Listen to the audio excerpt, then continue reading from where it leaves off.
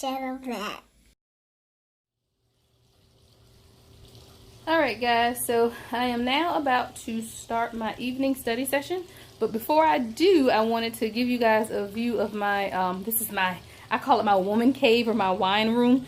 Here's my wine rack, but as you can see, because of the CPA exam, I only have 2 bottles left. So I need to revamp and reshelf. I need to reshelf my wine shelf because I'm out of wine. But so in the evenings when I get ready to study, I either, if the house is completely chaotic, I go to Dunkin' Donuts because I hate Starbucks. It sucks. However, if the house is quiet, which it is pretty quiet, you'll see my little futon, and it lets completely out so I can kick my feet up. So if the house is quiet, I'll actually come in my little wine room here, which is right off the pool, and I like to hear the fountain running on the pool because like the sound of the water is actually really relaxing and calming. So I'll sit in here, which I'm about to do now, and study. Okay, so back. So this is where I post up for my evening session. So I wanted to start studying, let's see, at 4 o'clock. But I had 3 conference calls today with clients. One was setting up a new payroll system. The other is going on a new expense system. So it's just been chaotic. So the only thing about working full time, especially when you're running your own business and it's the new year, I have a ton of calls. So I actually did start working about 9 a.m. and I wanted to stop at 4, start my afternoon study session evening for about 3 hours. However, it is now 5:30, so I'm behind. But the dedication it takes to pass this exam, you just have to push through. Like, honestly, I'm exhausted.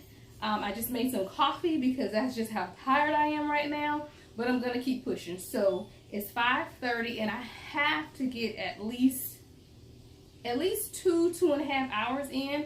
I actually did really good on my morning study session, so I was able to get through about 75% of what I had allocated today. So this morning I was telling you guys about my study schedule. So what I do is print out a calendar, which you guys can see here.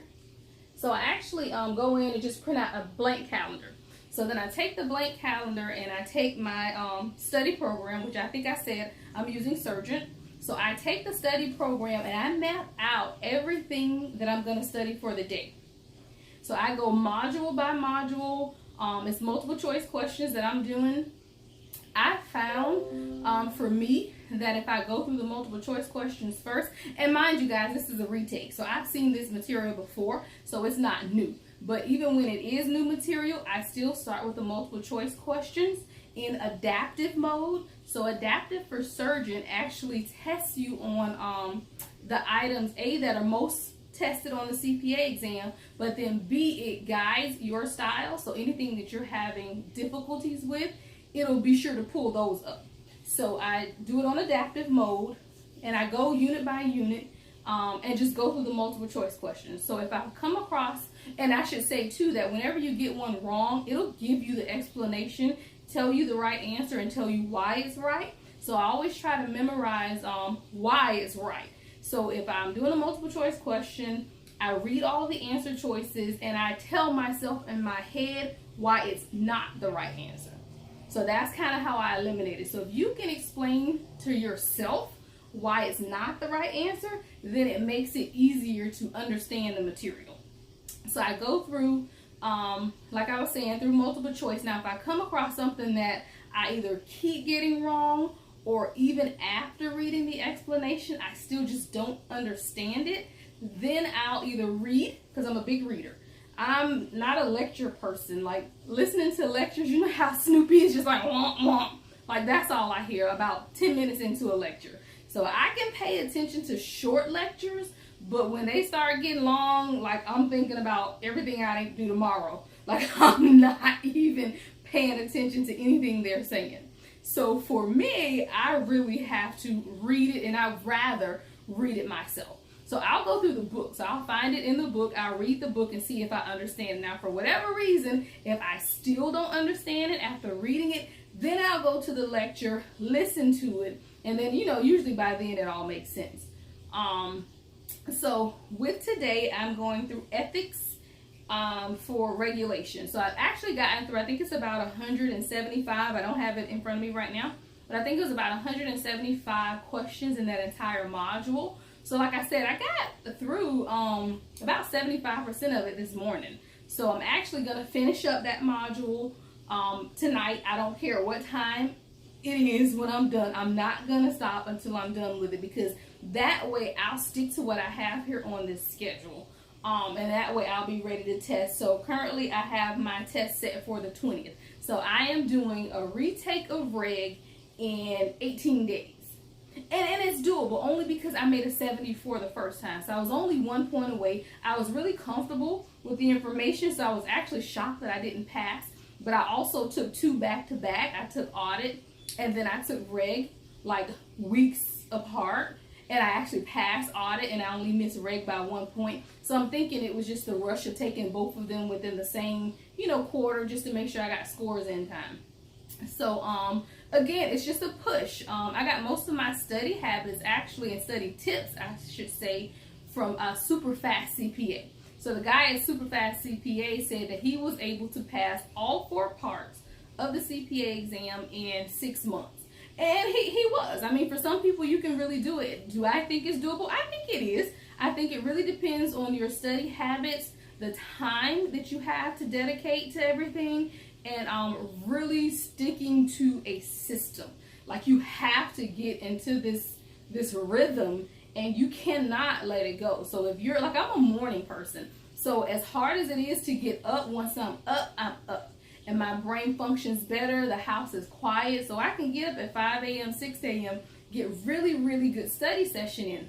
I'm not an evening person. Like, literally right now I'm tired, but I'm going to push through anyway. But like, some people can study at 9, 10. After 9 p.m., my brain shuts down.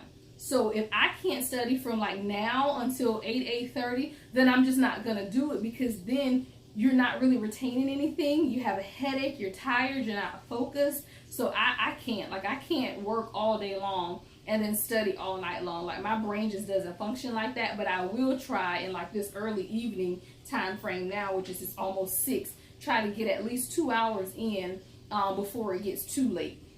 So that's kind of what I'm doing. And like I said, for everyone that's kind of just joining me, I am Juwan. And my business is CFO Benefits, which is a full service accounting firm. I've been in business full time for 10 years. I've been an accountant for 15 years.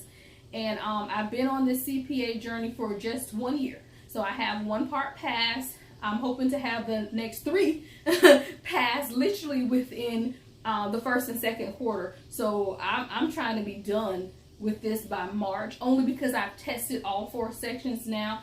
I didn't do horribly on any of them. Like, my first shot through all of them, I made in the 70s. Just was always shy of passing. Did go ahead and pass audit. Now I am really confident that I'm going to pass reg this time around, because like I said, I was only short by 1 point. After reg, I'm going to go on the BEC. But I really wanted to chronicle this journey for women who have lives. We have kids, we have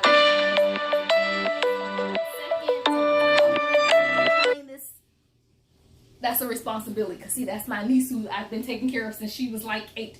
Again, for women who have responsibilities, kids, jobs, husbands, and we still are trying to make this great sacrifice of time. And when I say great, it is a great sacrifice, because it's a lot of times I want to hang out with my kids, I want to go hang out with my husband, but I can't because I'm studying. But it's so well worth it in the end. Because while I make really good money now, I mean, I make 6 figures in my accounting firm, but I could literally triple what I'm making with this certification. But it's hard work. Like I tell people all the time, being self-employed, and that'll be a whole nother business. I'm actually going to start a new, playlist or channel or whatever you would call it, called Making Your Business My Business. And it's really going to just be geared towards the business aspect of being an entrepreneur and advice that I give my clients. So I digress. I'm going to get to studying now because I'm already behind. And again, I'll be chronicling this. This is my CPA Journey Chronicles of the Lady CPA. So I'll be coming to you guys a couple times a week, just going over what I've studied, where I am. If you have any questions, please leave them in the comments. If you would like some study tips or even an accountability partner. Like, I have an accountability partner. We touch bases every day, all day. What are you studying? What are your goals? What did you accomplish? Okay, let's go on. She's actually just finished because she started the CPA journey a little before me. So she's done, but she's still my accountability partner because she's pulling me and pushing me to make sure that I get through this as well. Because it takes, when it said it takes a village to raise kids, no, it takes a village to pass the CPA exam. So you definitely have to have people around you that are supportive, that support your efforts, and that are really, really there for you. So I'm going to get to studying now. I'll be finishing up ethics. Tomorrow, I'll be moving on to business law. Wish me luck, guys. The Chronicles of the Lady CPA.